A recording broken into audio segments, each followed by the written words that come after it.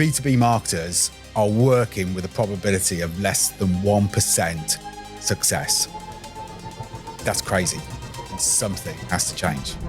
Welcome to the first Cremarc podcast. Today I'm joined by Gabe, and we're going to drill down on what is changing in terms of the buying cycle and the impact that's having on B2B marketers, and in particular, why the odds are starting to be stacked against the B2B marketer. Yeah, and I'm really excited to talk about this because we've spoken about it a lot recently.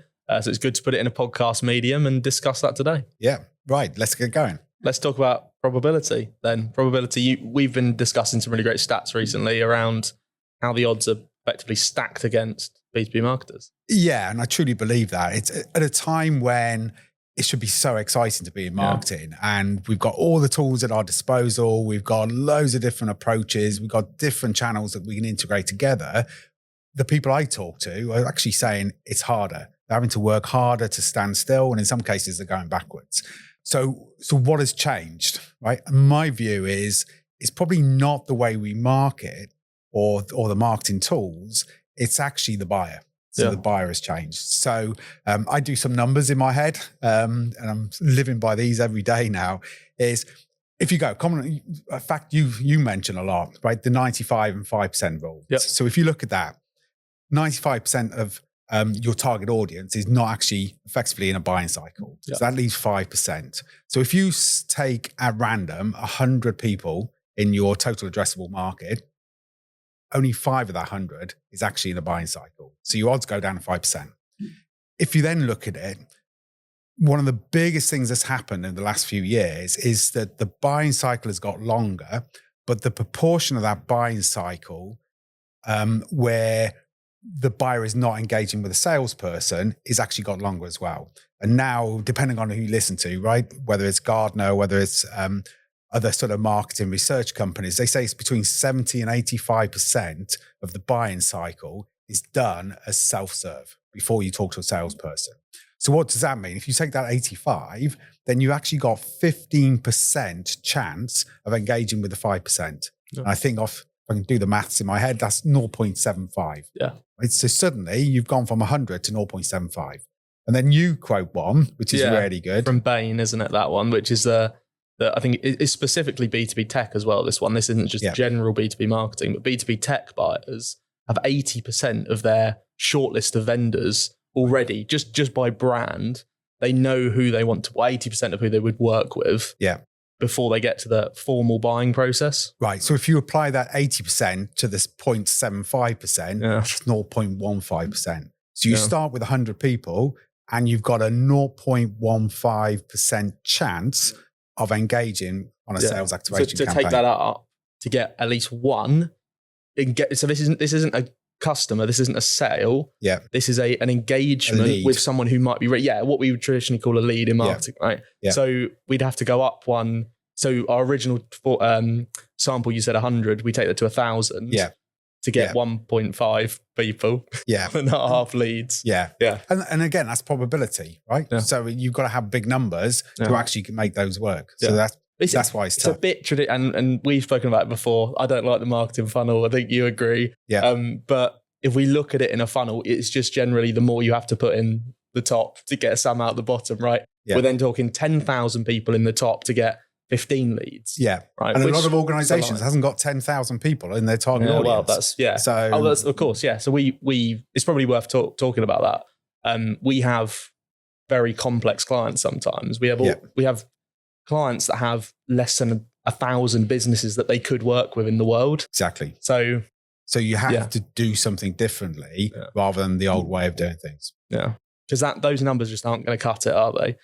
Because also, as we know, when we engage with new clients, they'll give us a lead target. They'll say, can we have 15 leads a week? Yeah. And then when you do the maths. Yeah, if you go backwards up that old-fashioned funnel, the numbers just probably not going to add up. Yeah. So we're talking about very, very low probability for B2B marketers to actually get leads in the traditional sense. Why don't B2B marketers just change? It's clearly wrong, right? Why have we not changed? Yeah, that's a really good question, because I believe there's this gap, what the buyer does and the buyer behavior and what marketers do. And that's creating this gap, and that's what's creating sort of the challenge to be highly productive or efficient. But there's lots of factors that's driving that gap even wider. The first one is, and I can say this because I've run a sales team, it's getting harder and harder to sell, right? Sales cycles getting longer.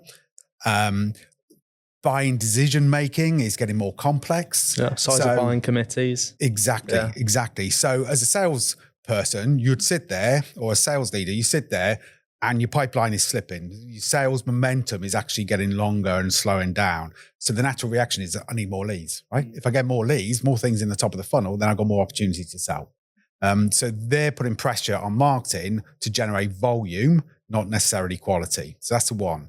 The second one is, and this is probably created by digital marketing, giving you the ability to measure things. Yeah. So CEOs are sat there, and before they couldn't really measure marketing, but now they're saying they can measure bits of marketing. So they're going back and asking for return on investment. What's the return on investment on our PPC campaign? Yeah. What's the return on, we're doing all this, spending all this money on social media. What's the return on investment on social media? So that is driving the marketer to say, well, if I need budget, I therefore have to justify every single channel. But we know, sitting here, that the true value comes from the integration of the channels, not from each isolated channel. Yeah. But I'm forced, or I'm being driven as a marketing director to focus on those channels where I can show direct attribution. Yeah. And that's not necessarily the right things to be focused on. Yeah, but you're saying it's better to have that holistic view, the integrated view of multiple channels working together, but also just channels that you can't track, not just channels working together. Exactly. But if you look at some of the sort of golden age of advertising, you've got a magazine ad, impossible to measure how effective that magazine ad was properly, not directly anyway. Yeah. But you've got programmatic, where you can literally see these companies have engaged. Yeah. As soon as, you're a CEO, so it's slightly different, but as soon as the CEO knows, their marketing department can tell them which companies engage with their ads. Yeah. Well, the marketing team is going to be forced into a position where, we've got to show this channel is working because those are the deals that closed and this is how we engage them. Yeah. But you can't prove that with those other channels. You can't prove that with a magazine ad or a TV ad. Yeah. And it's quite interesting. If anybody goes back and they look at a good deal, right? A good opportunity that's closed, and then they go and track back, there is not direct attribution. It's so obvious. You see it in marketing automation when you can track the whole journey. Firstly, it's not just one person, right? Yeah. It's a number of people. Yeah. And secondly, they may come in from a PPC ad, right? Great. But that might be years ago, right? That's when they first knew you. Then they engaged with a bit of content, and then they may have gone quiet for 6 months. Then they may have come back and may have gone to a webinar. Yeah. So there's lots of different things. And then you can look back and go, right, which one of those things actually generated the opportunity? And the reality is, it's not any one of those things, it's all of those things. Yeah. And it's every moment, isn't it? Every touch point. Exactly. And that's why we got to think differently, because if you remove some of those things that haven't got a direct attribution, you suddenly break the whole thing. And that's what's happened is marketers have got so overly obsessed and fixated on the direct attribution tactics, the paid searches of the world, the SEOs of the world, marketing automation and email. Yeah. Everything is focused on those channels because you can show that direct attribution, but they've forgotten the most important ones potentially. Exactly. And it's driven the activity to the bottom of the funnel where you're getting less than 1% probability of success. Yeah. Crazy. So to drive it back up, what can B2B marketers do today? What's actionable for them to change their ways and kind of claw back a better probability? I think the first thing, you've got to go back and look at the buyer, how the buyer has changed, what the buyer is doing. And then it's almost work back through the maths we did earlier. So the one that you threw in was 80% of buyers know who they're going to talk to before they enter a buying cycle. Well, that's brand. There's a hint there, isn't there? Yeah, exactly. We should probably invest in brand a bit more. So if they don't know who you are, you're never going to get them with a search campaign when it's too late, when they've already made their mind up. So that's the investment. Then if you go further up and get to the 5 and 95%, at that stage, with the brand, you've got to be marketing to the 95%. Yeah. Get them before they come into the 5%, and they come in with your name, with the trust and the credibility. If you then look at the buying cycle, and this stat of the 70 to 85% of the buying cycle is conducted before talking to a sales guy, then suddenly marketing becomes your sales guy, right? Or your salesperson. So marketing is not just about getting attention and converting to a hand raiser and to a lead. It's actually engaging, and it's taking people through that buying cycle. And it's not just the traditional going, hey, here's my product, look how great it is. It's actually coming across and giving them the information. HubSpot, brilliant at this, right? So they have a mission to make everyone a better marketer, not just to sell marketing automation, but if they make people better marketers by providing them tools and information and great sort of content, then those better marketers go on to buy HubSpot. Yeah. And you can apply that to anything. If I can talk about how to protect a company from cybersecurity risks and educate them on all the different angles and all the different areas that they need to protect themselves on, then they're going to come to me when they want to actually put those tools and techniques in place. Yeah. And that's the same with the whole technology market that we operate in. Digital transformation clients. Yeah. These are the frameworks you need to transform digitally, to grow your business with technology, put the right things in the right places. Yeah. Then who do they come to? The one that gave them that knowledge and that information and that value. But if you look at it, where do they go to? They go to your website, right? Yeah. And what do most people do with a website? Well, they build an online brochure. So it's all about, this is me, this is how great I am, this is my products, my solutions, etc. Throw in a few case studies to get sort of social proof in. Yeah. And then they stick a resource center on the side. Yeah. Right? It's hidden away as well. Somewhere in the navigation, there'll be content or resources or blog, and you've got to dig into it. But if you go back and say, what does a buyer want to do now? They want to come to your website to get information. Yeah. Right? And if they can't find it on your side, they'll go to somebody else. So a website really should be a resource center with a bit about you tacked on the side. It's the other way around. And it's things like that we need to think differently and we need to change.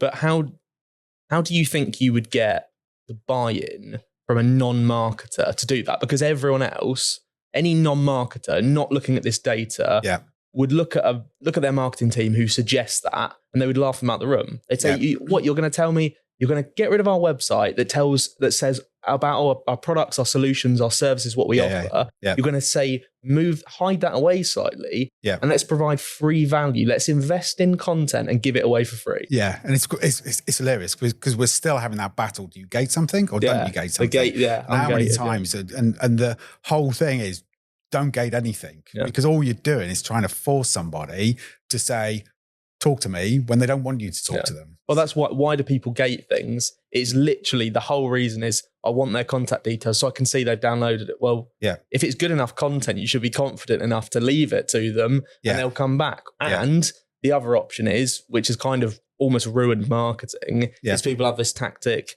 right, we'll gate it. And then as soon as they get that form filled, right, sales team on them. Yeah. Or here's 8 emails you didn't want in your inbox about that same thing you've just read. Well, exactly. And that just puts you off. Yeah. So I think there's a couple of things. Firstly, you talk about this fear of doing something that puts your head up. Yeah. And sort of say put a target on your back, but puts you in the spotlight. Mm-hmm. So it's so easy to do the same thing. Right? Nobody gets fired for doing the same thing, right? But if you do something and it doesn't work, so you've got to be a little bit brave because you will get fired if you're going backwards and backwards and backwards, or there'll be less investment in marketing. So marketers have to be brave, right? They have to come forward. Then they have to stop looking at this direct attribution and looking at the whole sort of side. So it's about correlation, not about direct attribution. So it's looking at the mix. The ultimate goal you're trying to do is generate more sales momentum. So you're trying to generate not necessarily more leads, but you're actually generating better qualified leads that progress through that sort of closing funnel quicker and more effectively. So it's looking at those top level numbers. And if you're showing and demonstrating increased sales momentum, then you're doing a good job. Then it's looking at the correlation. Right, if I do more social, am I getting more visitors to my website? If I'm getting more visitors to my website, am I getting more engagement with content? Out of the people that's engaging, am I getting more people in an organization or just one person in an organization? So is that person sharing content with their peers? And if all of those things start stacking up, then you can start looking at intent, right? Which is another cracking area is it's not the amount of activity somebody does, is what type of activity they do. And then that shows that you're progressing them down that sales cycle. So on that, the intent stuff's great. I mean, some of the tools we've got now, like I was about to do a BBC, other brands are available, but there's loads of different variations, loads of options. Everyone knows them. Yeah. Why do we think we need to move towards that and away from that kind of traditional lead scoring approach of, looked at a web page, 1 point, looked at download, clicked on an email, 1 point. Yeah. And to be honest, that changed the game. When we got marketing automation and we had lead scoring, and suddenly you knew who was going to your website, you knew what they was engaging with, you knew who was clicking on your emails or clicking on your social posts, etc. It's fantastic, and you can build that up. But if they're now spending 85% of their buying cycle engaging with marketing, at what point does that score become real? And it's not a bad activity. And we've also seen as well that there used to be the traditional funnel where you've got, awareness, consideration, decision. Yeah. It doesn't happen anymore. And you used to put your content into each of those different buckets. People don't do that. Sometimes they go straight to pricing. Can I afford this? Yeah. And once they work out they can afford that, which used to be a real buying signal, it's now I can afford it. Let's go back and understand what it is and what it does for me. So it's recognizing the fact that it's more like a flywheel now rather than a funnel. So you've got to be smarter in terms of what you're looking. What are the intent signals? I always say it's not one person doing something from an organization. It's multiple people. That shows that it's not one person's got some interest. It's actually a topic or an area that the company's looking at. Then it's looking at the amount of content, the depth of content, the frequency of content. And it's things like that that real shows a sign of intent. Yeah. So if we put that into, use an analogy, if you're an ice cream salesman, stick with me, Okay. An ice cream salesman, you want to be looking at the data that tells you how many people want ice cream in a given location. So you know where to park your van. That's the intent side of stuff, right? Even better, you know who those people are. You can park outside their house, right? Yeah. But the traditional way of gated content, lead scoring, and the sales attack as soon as they download something was like someone goes into a library, they read a book, they pick up a book that's like history of pistachio ice cream or something. Yeah. And then you got ice cream van burst through the wall, like in some sort of A-team fashion, sirens blaring. And they're like, do you want to buy an ice cream, mate? And that's the original way that B2B marketers used to look at it. Yeah. It's like, well, that person's looking at something related. Yeah. So I'm going to jump on them right now and try and force them to buy. Yeah. Well, I mean, what's the likelihood of you jumping into a library and trying to sell an ice cream to someone? Well, less than 0.1%. 0.1%. Yeah. So exactly. It's all a good example as well of how it's changed. If you look at the business to consumer world, it gives you good signals of how things are changing. Because at the end of the day, B2B buyers are people. So if you look at cars, right? If you're going to buy a new car, traditionally you'd either, going back years and years and years, you'd go to things like the motor show, right? And look at all the new cars and work out which is the best. If you couldn't get to the motor show, you'd actually go through all the dealers. You'd go and see BMW, Mercedes, other vehicles are available. And you'd look at all of them. You don't do that now, right? When I last bought a car, I went straight to the dealership I wanted to. I knew exactly the make, the model, the color, everything that I wanted. And it was like, this is what I want. And that was because you'd done the self-serve. Well, you knew the brand you wanted. Exactly. And then you did the self-serve journey. Exactly. I was bought into the brand. I did my research, and then I went in and basically said, this is what I want to buy. Yeah. So that's the way the world's changing. Yeah. So if we talk about the B2B buying cycle and the buying committees that go through that buying cycle, the different people within the business, how has it changed over the last few years? I think it's changed a huge amount, right? Absolute huge amount.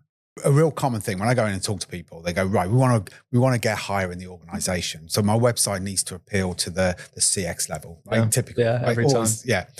And then you go to the sales guys and go, right, who do you engage with? And they go, well, I do engage with the CX level, but it's normally at that tick in the box, final decision presentation moment. So they're not the people that come to the website. So I think the first thing is the buy-in committee, so to speak, has got broader. So you've got people that influence. You've got people that's actually end users that are asking for things, that then get the researchers to go and look for things, that then take it up to the next level of management seniority to look at and try and do the budget. Sometimes budget comes down, but sometimes budget's generated by pushing things up. So you've got this massive spectrum of personas. And that's the challenge we've got now, is you've got to understand which persona you're trying to engage with at which time. And that is what is driving us to think more about content. And I think we've got a podcast coming up that's going to real focus on content. But you've got to appeal to all those different people at different times. So going back to the funnel, it's not the funnel anymore. It's all of those different pieces of content, all those different touch points, and people are coming in at different points, and they've got different agendas. They're coming in for different reasons, and it's trying to sort of pull that together. So that's step one, right? The buying committee is bigger. The second bit is, as soon as you start introducing more people, then you've actually got a longer sales cycle. And then if you compound that by the fact that people are more cautious, right? We're constantly going from one sort of level of economic, political uncertainty, etc., to the next one. And also companies are more global than they ever used to be. So it's not just what's happening in the UK, it's what's happening in Europe, it's what's happening in the US, worldwide, etc. So you've got all those factors, which is making people think harder when they're making decisions. And when you think harder, you think longer, right? So the whole cycle is getting longer and longer and longer. And then coming back to the point we made earlier, that is not the time engaging with a sales guy. That is in time that you're self-serving. Yeah. And that again elevates marketing. Marketing's got to engage with more people for a longer period. So it's not just about capturing their attention. It's about keeping their attention and fueling their sort of trust, appetite, sort of desire to engage with what you've got over that long period of time. So is there anything strategic marketers can do to make, you're saying the buying journey is longer. Yep. There's more people in the buying committee. What are the stats? I think it's 100 and how many days in a buying committee now on average? 172 or something like that. Yeah. And it something ridiculous that's so long. Range. Yeah. We've got some clients that do things within a quarter, but that's very, very seldom, more commodity products. Yeah. We've got some, their sales cycle can be up to 2 or 3 years. Yeah. So it just really shows a difference. Yeah. So if we're talking sometimes potentially 2 years, and you've got a committee of 5, 6, sometimes 7 people. I think 7 was the recent stat I saw for enterprise businesses. Yeah. It's usually minimum 7 people in a buying committee. Yeah. What can marketers do that's strategic to make the content they create more shareable within that buying committee? How can you almost drop something in and let it circulate?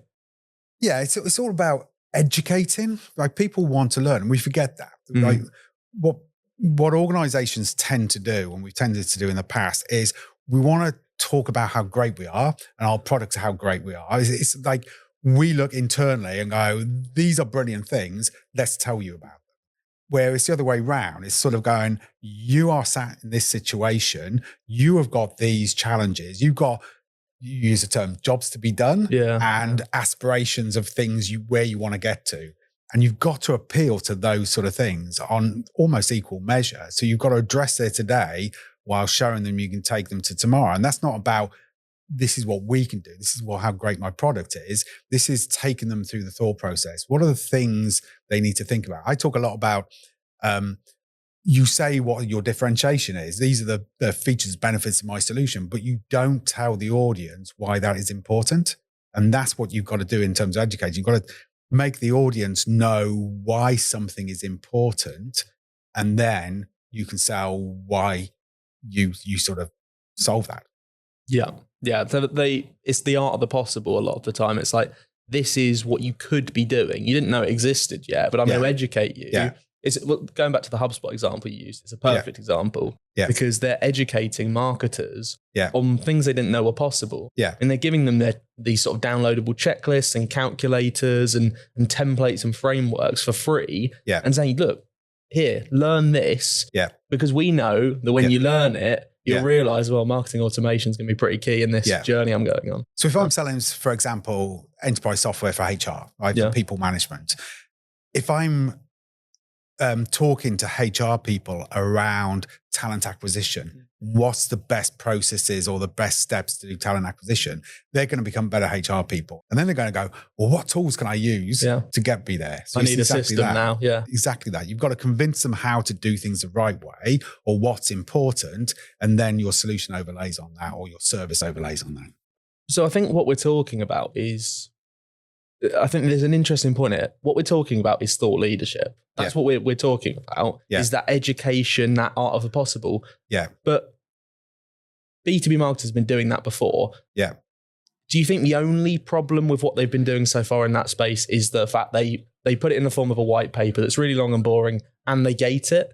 Or is there another problem as well? Yeah, I think there's lots of it. Firstly, if you look at most ads that come up in your LinkedIn feed, for example, how dull are they? Right? Yeah. If you sit at night and watch the TV, you've got some great ads in the B2C world that captures your attention. You come to work the next day, you talk about it.